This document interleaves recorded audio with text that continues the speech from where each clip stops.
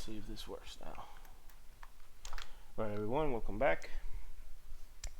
Today we're going to continue talking about some more limits and calculus stuff. Actually, we just got out of limits, but at the end of this lecture, maybe not this video, but this lecture, we will reintroduce limits once more.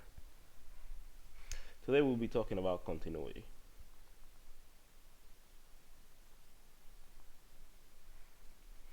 First of all, so far,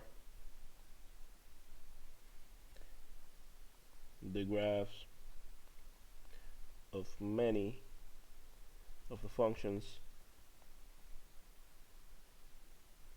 that we have seen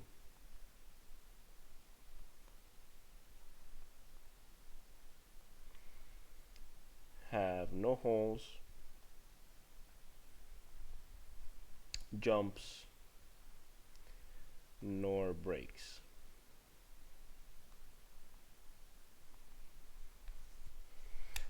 For example, let's say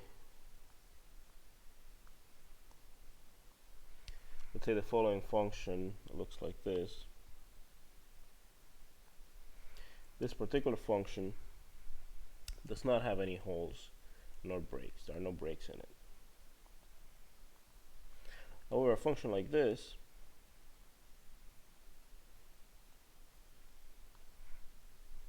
and this is a legit function that you may see.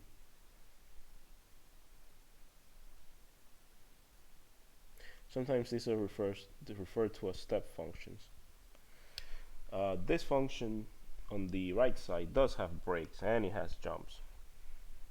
So we can clearly see some of the jumps in them. So it is not continuous in that sense because we are jumping from one value to the next. So informally, I'll define the continuity informally, and then we will define it formally. So informally, this is the best way to think about continuity. We say that a function f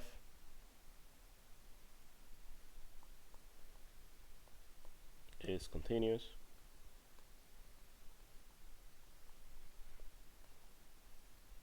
at A if the graph of f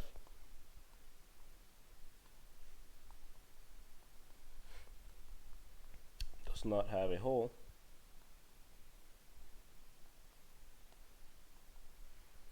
or a break at A.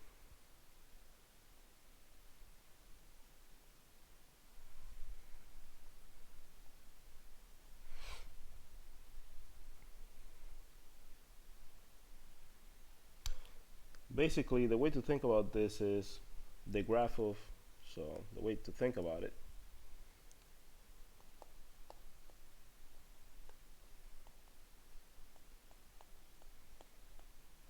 this is to say that the graph of f can be drawn near A, near the point A, without lifting the pencil.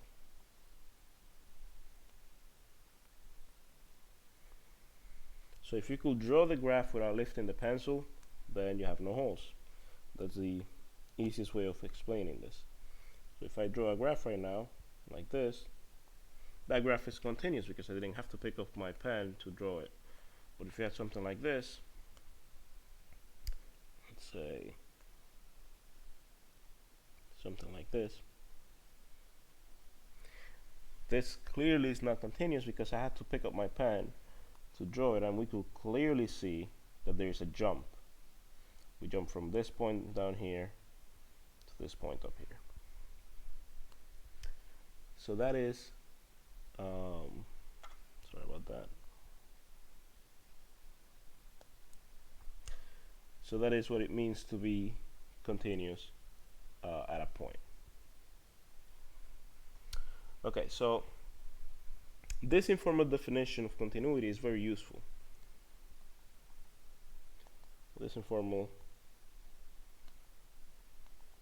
definition of continuity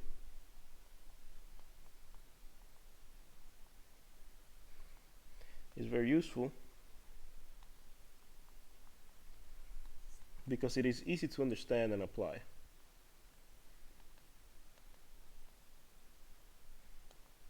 It's quite easy to understand it and apply it. However,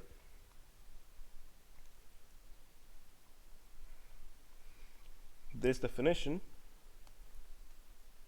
while useful, is not sufficient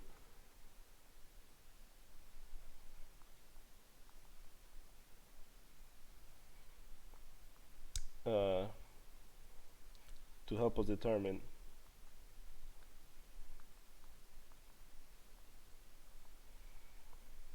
the continuity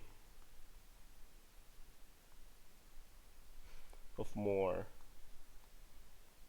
complex functions. When I say complex functions here, I don't mean like complex number, I just mean more difficult functions.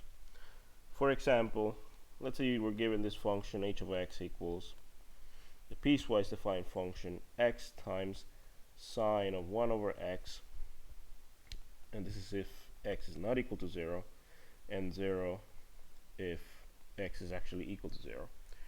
We saw something similar to this a while back when we were first introducing limits.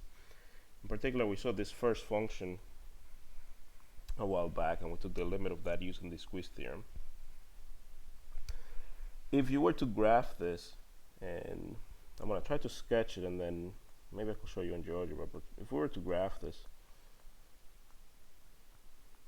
this will look something like this. We'll go, and then in here it's going to go, you know, up and down, up and down, up and down, and then back up. Obviously, this is a very rough sketch because the middle portion is not perfect, not even close. But in the mid section right here at the origin, it's actually quite difficult to see what's happening near 0. Maybe I should show you in GeoGebra just so you can see what's going on here. So let's see.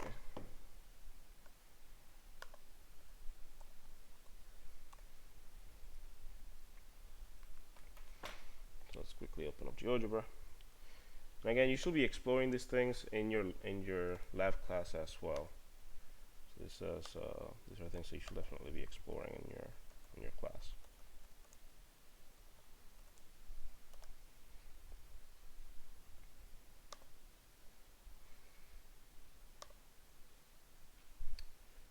All right, so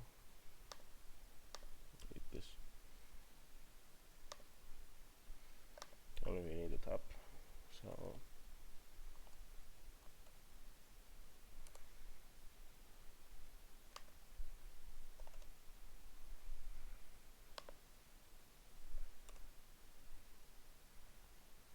seems like today technology is failing me. There we go. So this looks much better than the sketch that I did. But if we were to zoom in, you may be tempted to say that this is continuous. But in fact, if we were to zoom in more, you will notice that it's very difficult to actually determine what is actually going on because you cannot even see what's happening the closer we get. The closer we get to 0, it becomes very, very difficult to see whether there is a break or not to the naked eye.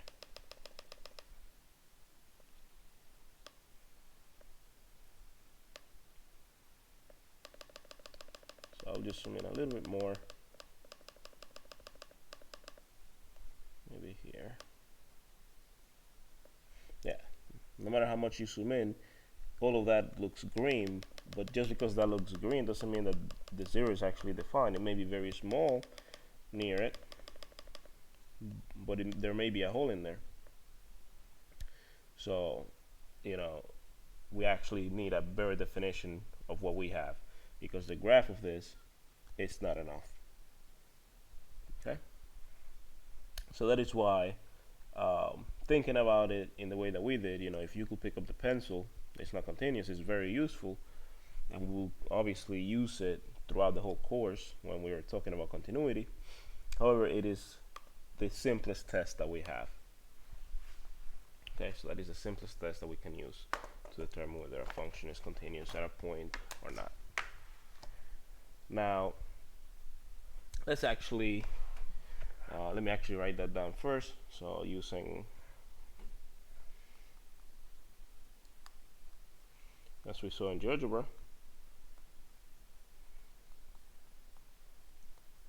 from the graph of h of x, it is very difficult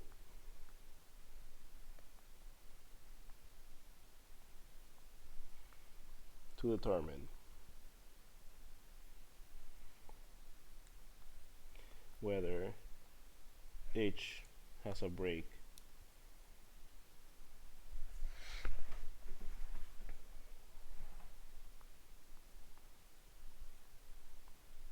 at 0.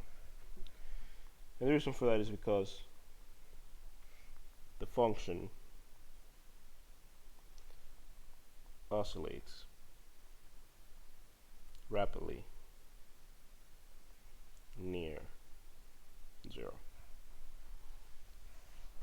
Okay, so it just goes up and down very quickly near x equals 0. So now let's actually talk about a more formal definition of continuity. This is the definition of continuity at a point.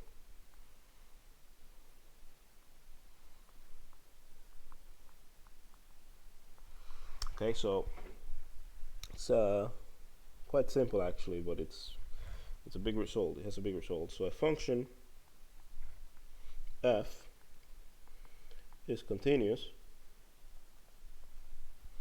at a if the limit as x goes to a f of x is equal to f of a. So what this is saying is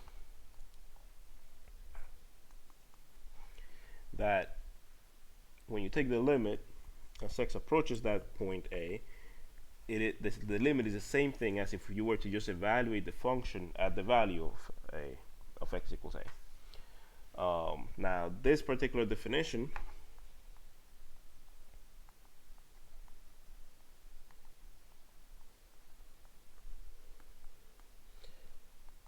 while simple to write does pack more information.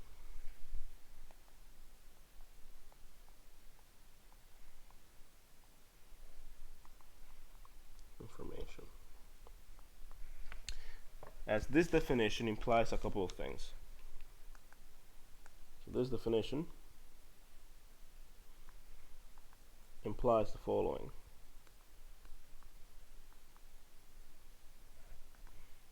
One, it implies that f of a exists. And what that means is that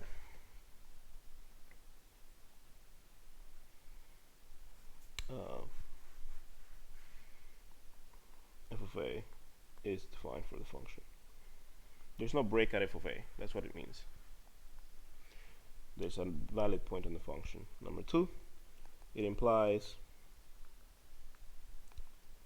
that the limit as x goes to a of f of x exists. And three, it implies that the limit as x goes to a of f of x is equal to the function value of f of a.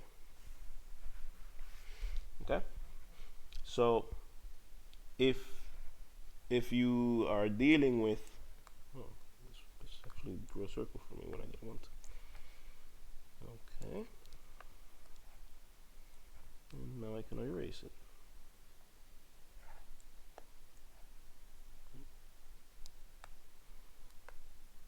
Okay, that's not a good thing. Alright, whatever.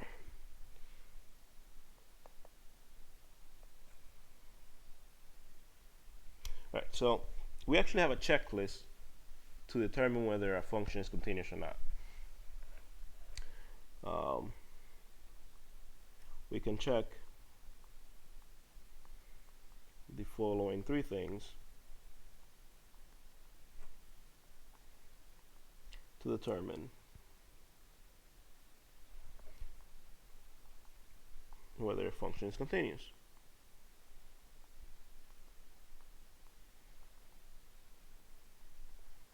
At a point A.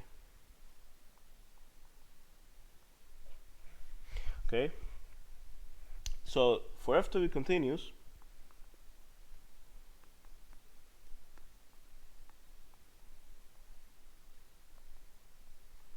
at A, all three of these things must be true. Number one, f of A is defined, meaning that it exists.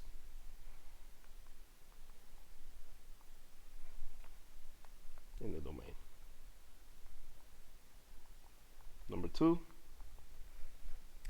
the limit as x goes to A of f of x exists.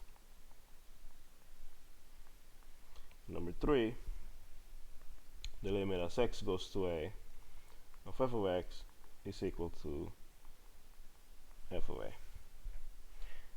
If any of these things fails, then the function is not continuous at A.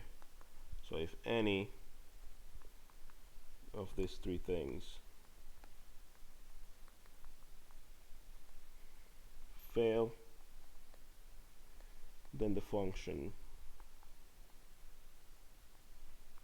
is not continuous at the point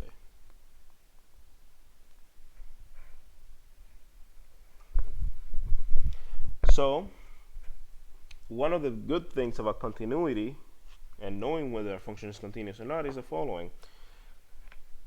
I'll probably write in blue. Let me make that thinner.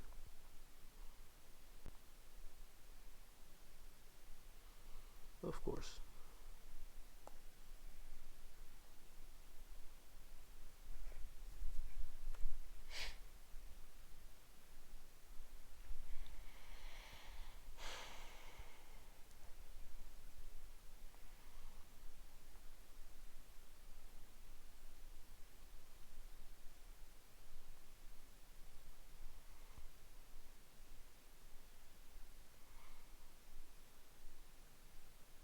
Alright, so the following result comes directly from this continuity, from a function being continuous, and that is the following. If f is continuous,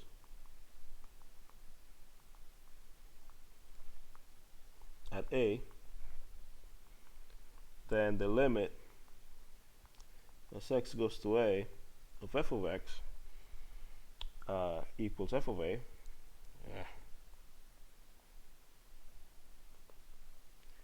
equals f of A,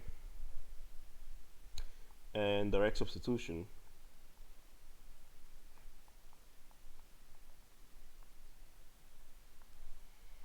may be used.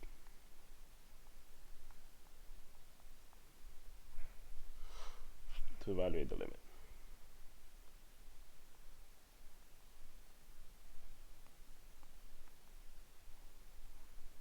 Never again am I writing in blue. Okay, so this is a very good thing. So for example, if you have something like this, let's say f of x equals 3x squared plus 2, and we want to find out what the limit as x goes to 2 is of f of x, then we're in good luck, because we know that this function is continuous at every point in its domain, because if we plot it, that's simply a parabola shifted up to units, and a parabola is continuous at all points in its domain. Because we know that this is continuous, then we know that we can now solve this limit by simply using the substitution method. So we could just substitute the 2 in, and we get 3 times 4 plus 2, which should be 14. So this is a pretty nice result. This allows us to do this. Now, when f is defined on an open interval containing the point A, when f is defined on an open interval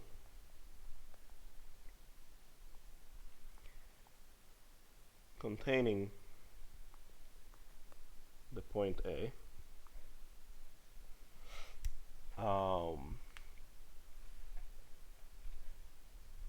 we say that f is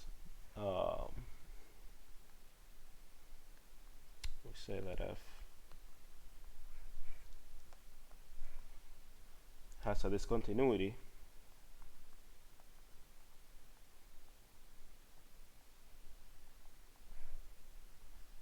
at A if f is not continuous at A.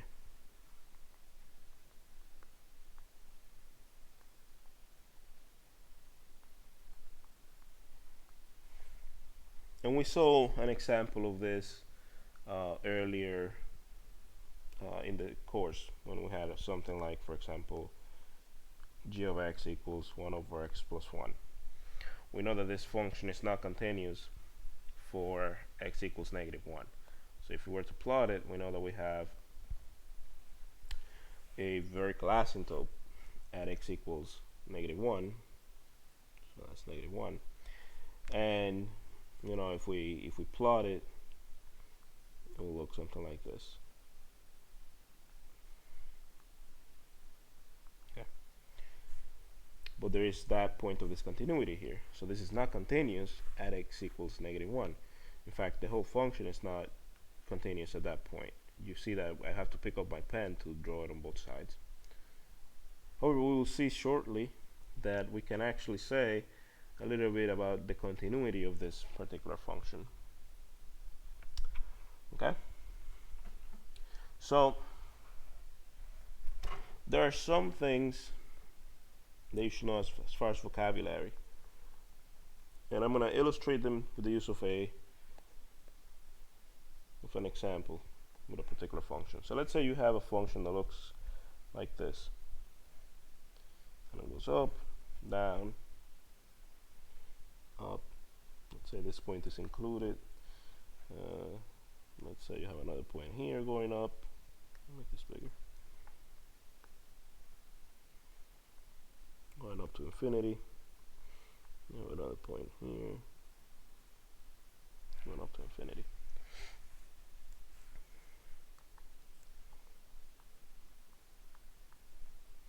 Okay, so a couple of things.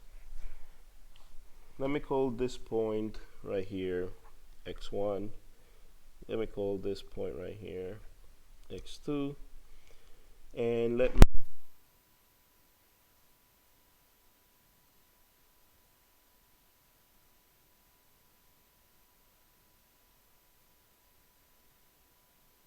point at x equals 1,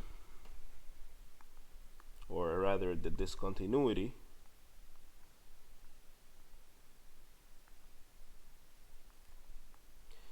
at x1 is called a removable continuity.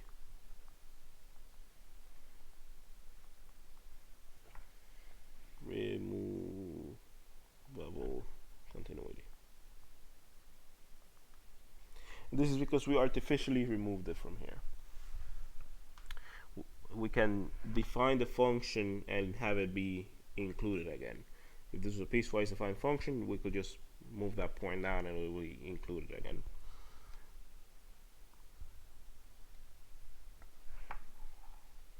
Okay.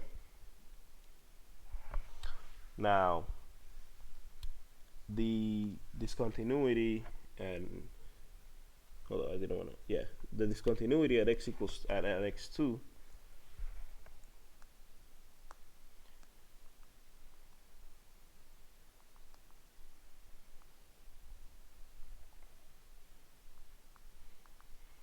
is called a jump discontinuity.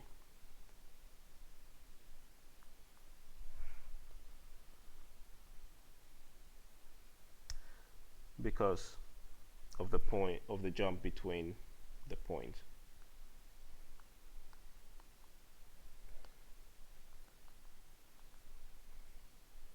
From one function to the next.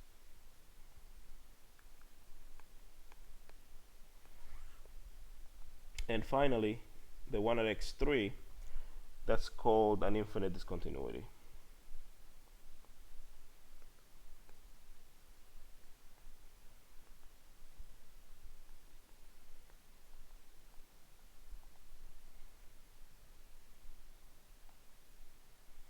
Discontinuity. So if somebody runs into you in the train and they asked if you knew what a infinite discontinuity will be, or an example of that, or what a removable discontinuity is. Now you could wow them because of the fact that you actually know what they mean. It turns out that you could always introduce a removable discontinuity. For example, say you're working with the following function. So it's a fact. You can always introduce a removable discontinuity by dividing the function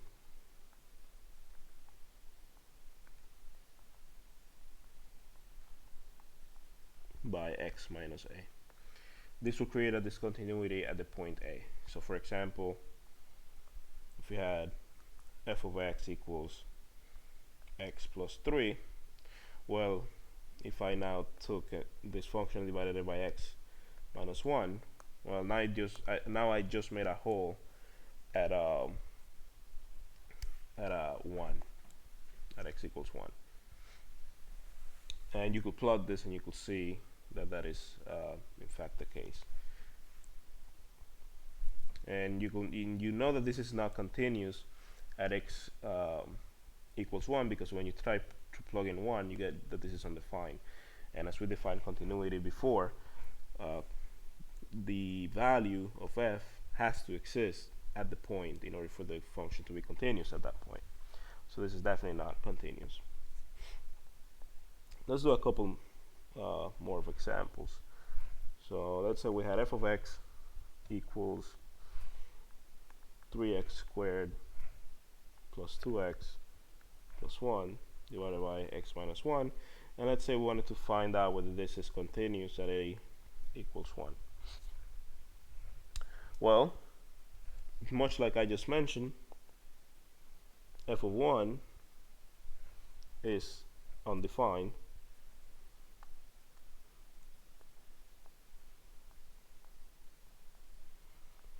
so f is not continuous at 1.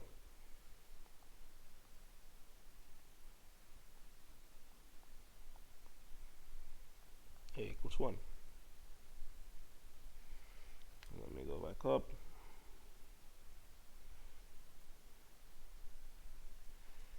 Alright, so another example. Let's say g of x equals 3x squared plus 2x plus 1 divided by x minus 1 again. But this time we're looking at this at a equals 2.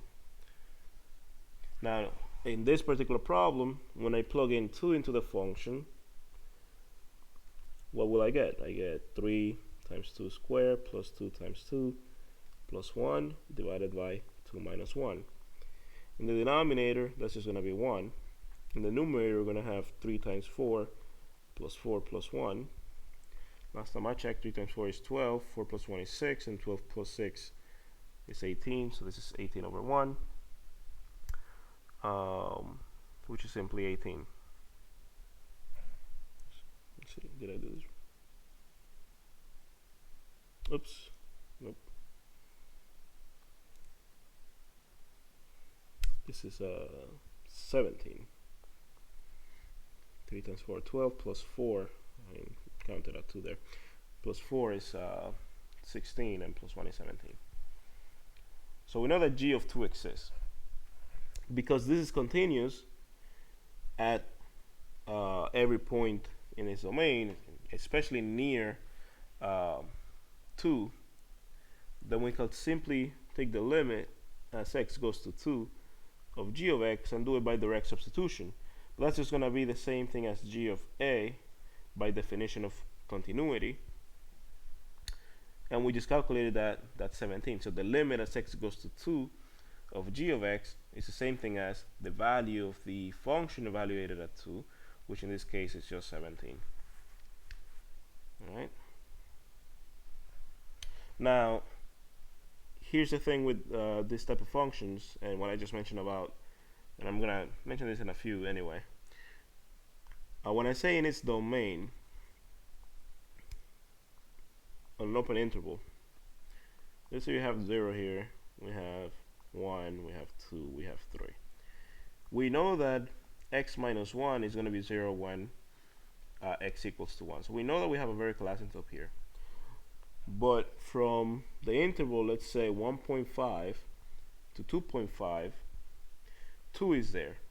And every point in here is continuous in that function. You could plug it in for x and it's going to be continuous. So that's how we know that the function g is continuous near the point x equals 2. And this allows me to then take the limit at that particular point in the way that I did. Finally, let's do one more example. And that's the one that we began today with, which is x times sine of 1 over x. That was if x is not equal to 0, and 0 if x is actually equal to 0. Well, we are finding this for when a is actually equal to 0. So, a couple of things. Number one, by definition,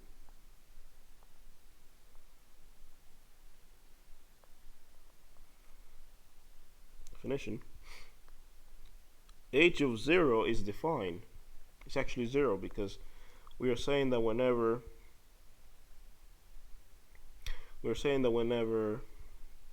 x is a number that's not 0, we use the first rule. But if x is actually equal to 0, then we're going to just say that it's actually going to be 0 itself. So this is defined there. By definition, we have this defined. Now, x, the limit as x goes to 0 of x times sine of 1 over x is actually equal to 0 by the squeeze theorem.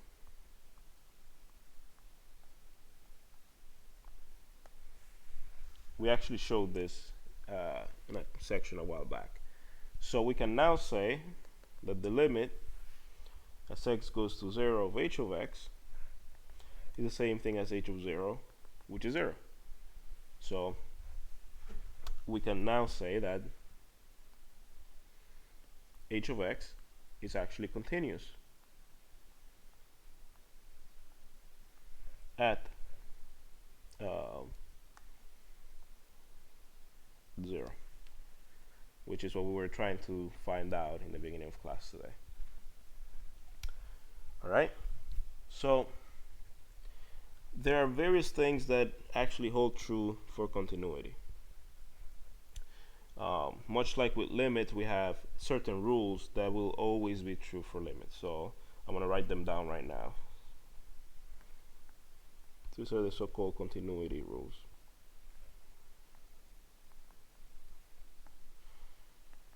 So one,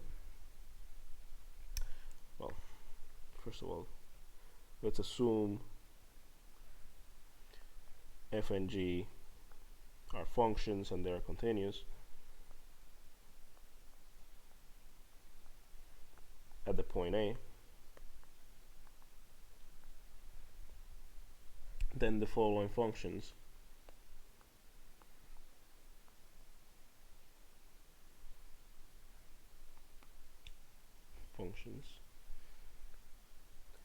are also continuous. Sorry.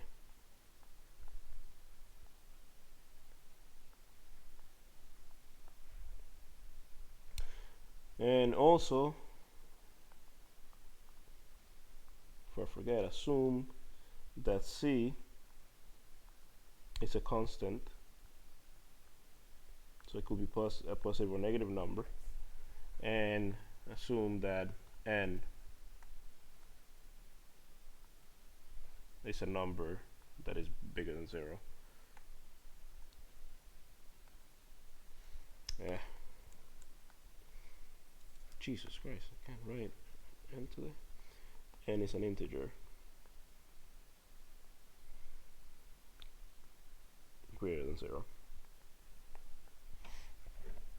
So the following rules apply, and they hold true. If you add f and g, they are continuous. So if you add two continuous functions, you get back a continuous function. So adding continuous functions yield continuous functions.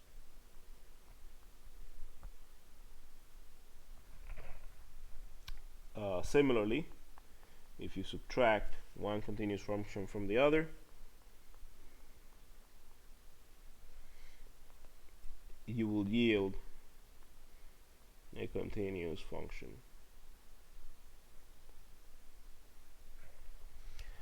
If you take a constant, like a number, and you multiply with a continuous function, then you get a continuous function. So multiplying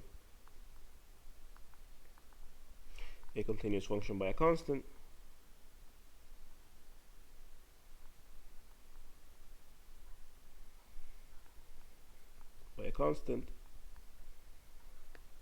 yields a continuous function.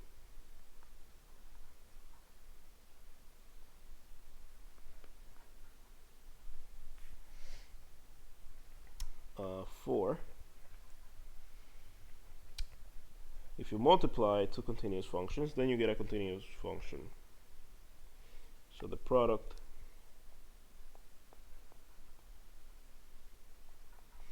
of continuous functions is continuous.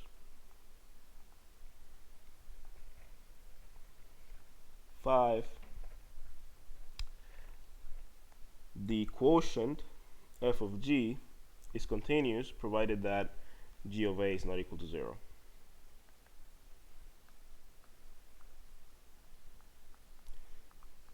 Provided g of a is not equal to 0. So long as you're not 0 at a point, you're continuous at every other point. And finally, if you were to raise the function to some power n, then this is also continuous.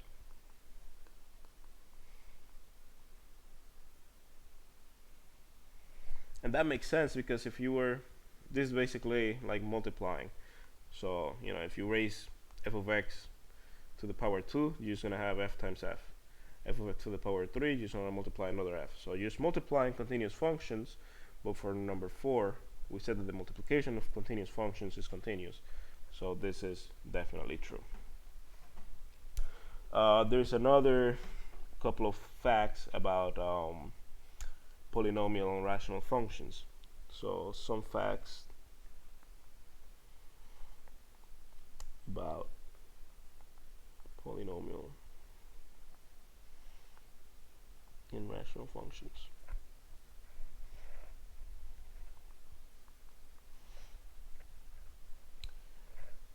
Number one, a polynomial function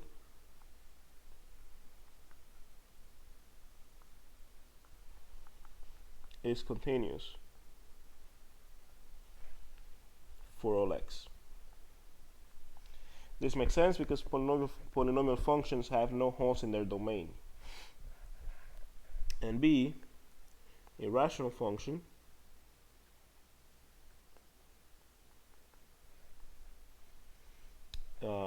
and just as a reminder, a rational function is a function of the form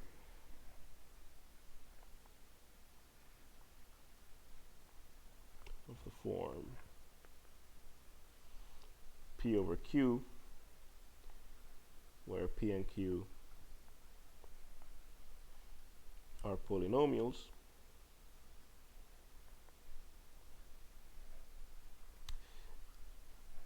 is continuous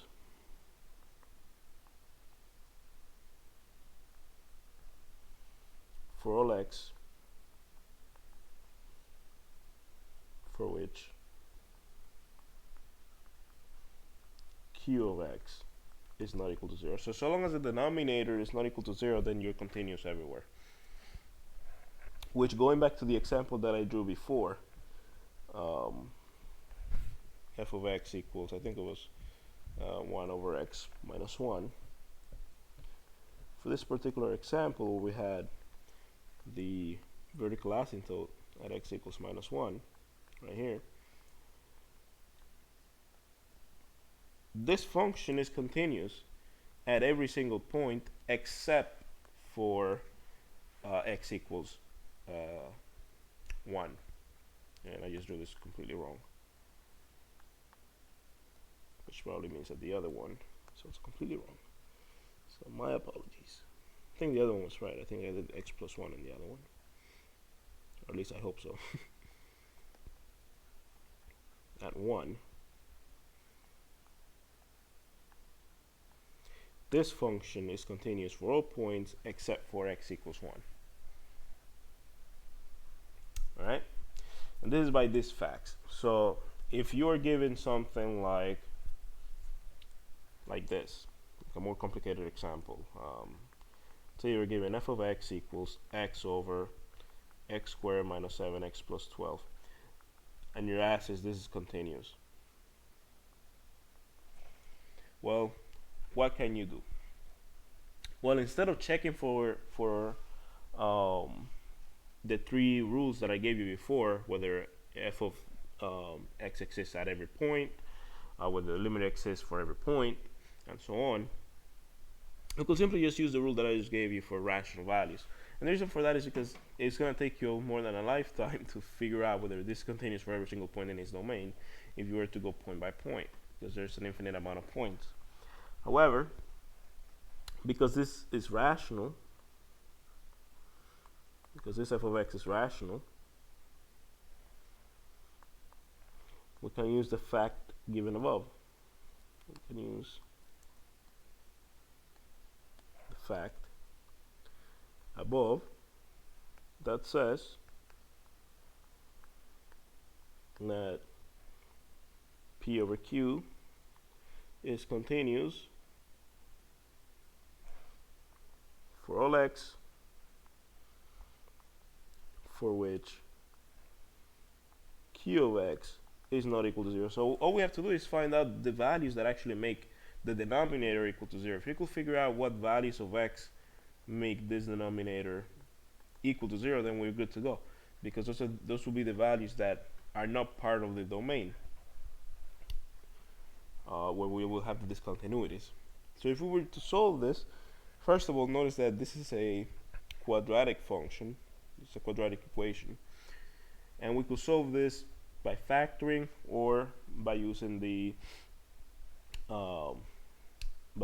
quadratic formula. So I'm gonna solve this by factoring because I noticed that 12 is the same thing as 3 times 4, and 3 plus 4 is 7. So if you do x minus 3 and x minus 4, when you multiply them you get a positive number, you get plus 12, but when you add them you get negative 7. So this works out well for us. So f of x,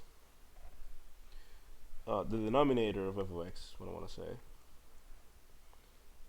the denominator of f of x is 0 when x equals 3 or x equals 4. If we plug in 3 or 4 in here, we're going to get 0. So f of x is continuous for all x except x equals 3 or x equals 4. Well, not or, and. This in both of them. Okay, so you could use this fact to solve rational functions now to find out whether they're continuous or not. Similarly, we have another fact or theorem. I'm gonna call them facts because I'm not gonna prove them. For you to see the proof of these things, you will have to take at least a Lehman analysis. I'm not gonna devote too much time in proving these things, so I'm just gonna be calling them facts. So there's another fact. If G is continuous at A,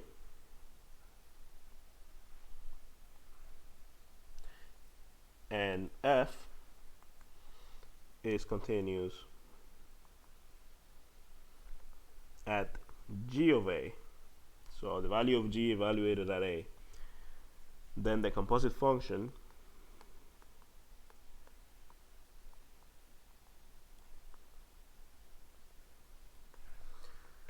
f of G is continuous at A.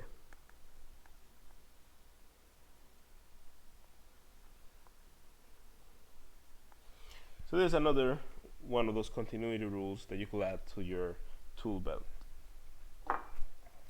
Okay, so if you have a function and you notice that this is it's a composition, then this holds. If G is continuous at A and F is continuous at G of A, then the composition is continuous at A.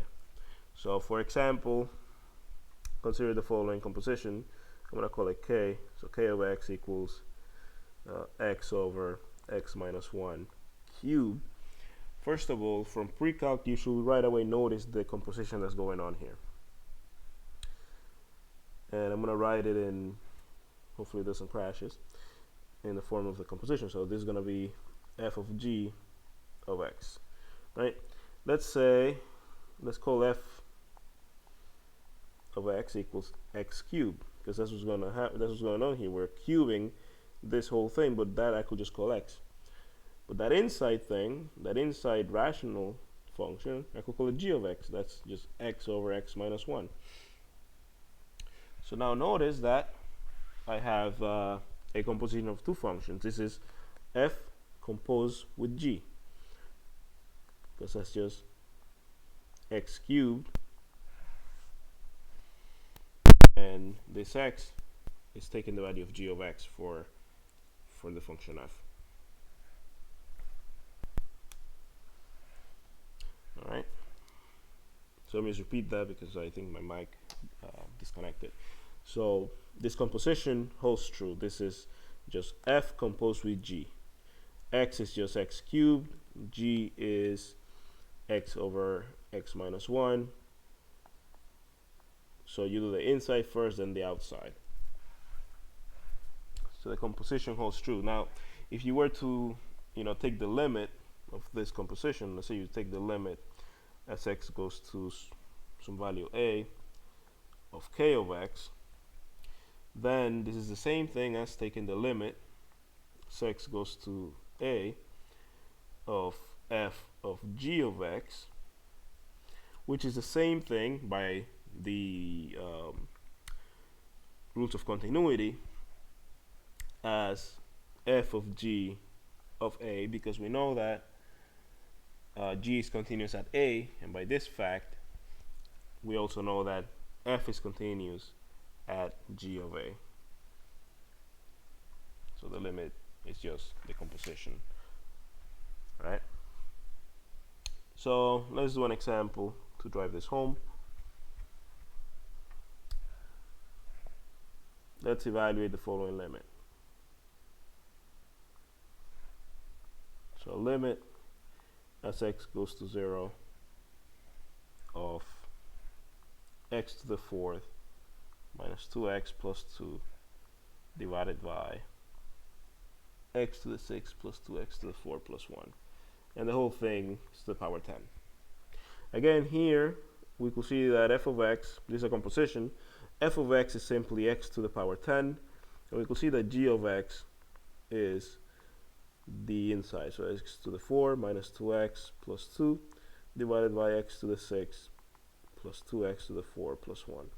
If you have difficulty noticing when you have a composition, I suggest that you review these things, because they're gonna be coming in very soon when we do something called the chain rule. So it's very important that you review these things. For example, if somebody gave you this, or somebody gave you this,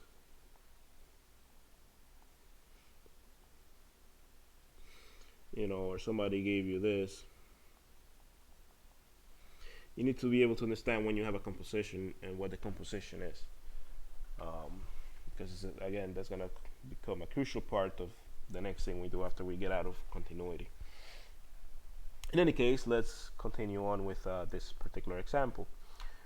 Notice that the inside g is a rational function, so g of x is rational, and by the rules that we had earlier, that we described earlier, when we have a rational function, we're mostly concerned about what happens in its denominator.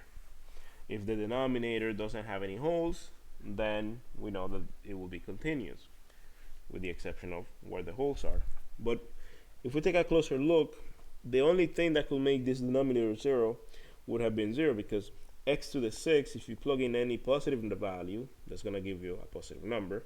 If you plug in a negative value, that's also going to give you a positive number.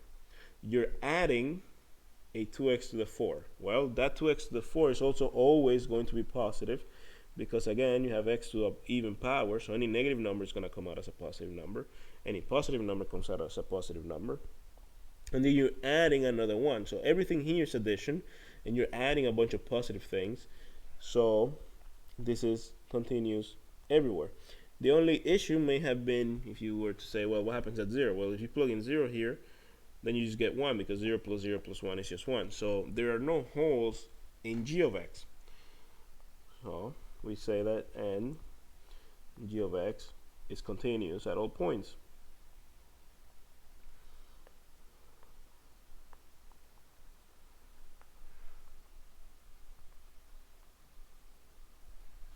Okay?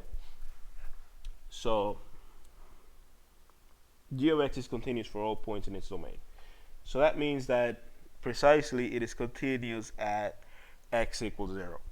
So by the rule that we just wrote down, because f of x is continuous, because g of x is continuous at 0, and if you notice, f of x is just x to the power 10, and that's continuous also for all x's. So notice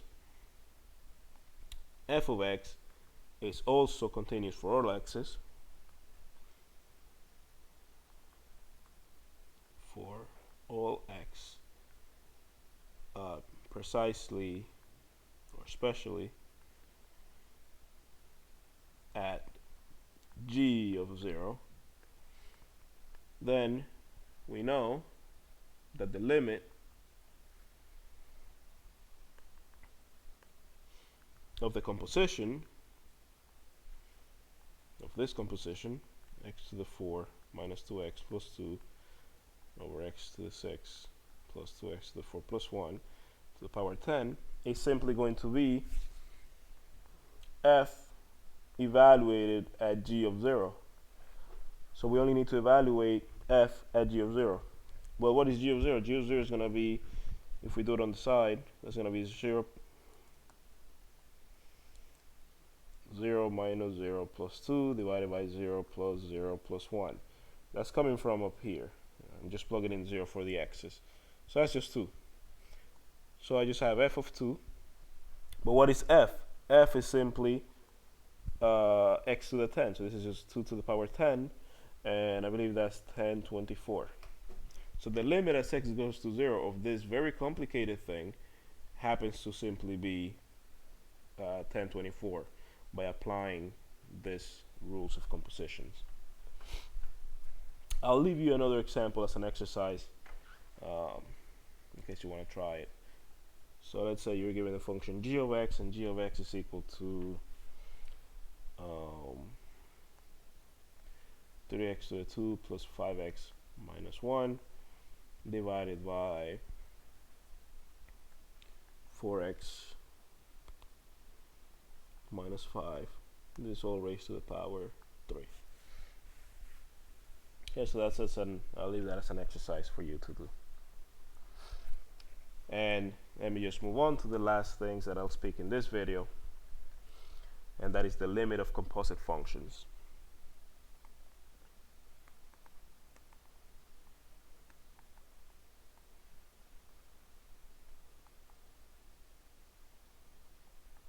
Right?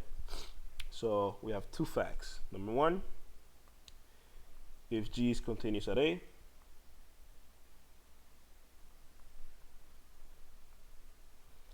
and f is continuous at g of a, then the following is true. Then the limit as x goes to a of f of g of x is equal to f, the limit of x goes to a of g of x. This basically means that if you are taking the limit of a composition and that proves to be difficult, or it looks like it's going to be complicated, you could first take the limit of the inner function and then evaluate the outer function at that limit. So for example, for this particular problem right here, you could take the limit, I didn't say as to what, so let's say x goes to 3. So let's say if you were to take this particular limit and it looks to be difficult, or it's something more complicated than this, then you could take the limit first of the inner portion and then just evaluate it at this outer portion. In fact, let me just change this up a little bit. I'm gonna make this a square and find it, if you take your time, as it goes to infinity. That should be a fun limit to find. Okay, so that's the first rule. The second one is the following. So if you have the limit as x goes to a of g of x, and you actually know what that is equal to, it's equal to some number L, and if f is continuous at L, then the following is true. The limit as x goes to a of f composed with g is equal to f evaluated at the limit as x goes to a of g of x. They look almost identical. This limit computation looks almost identical, but the setup is a little bit different. Here we're saying that g is continuous at the point A and f is continuous at g of a. Here we're saying that we know what the limit of g of x is, and we know that f is continuous at that limit. So it's a little bit different in that sense, because remember that the limit at a point, so we could have the limit at a point where that point is actually not defined for the function. Just remember, for example, sometimes we had discontinuity somewhere, so we could actually find that limit and what that limit is. Um, F may be continuous at that point, but G may not be. But the composition, may turn out to actually be continuous if certain conditions hold. Okay. I'll do one example and then I'll call it a day for this particular video. So let's do an example. Let's say you're taking the limit as x goes to -1 of the square root of 2x squared minus 1. Here, notice that f of x is the square root of x, and g of x is 2x squared minus 1. Now, g of x, the function g of x at -1 has no issues because this is going to be 2 times -1 squared minus 1, which is just going to be 2 minus 1, which is just 1. However, the function f of x evaluated at -1 is not continuous, so that may pose an issue. However, if we actually follow our rules, we will be okay. We can actually take the limit. Let me just run out of space. In this particular way, using the fact that I just wrote 2x squared minus 1, I'm allowed now to take the limit of the inside first,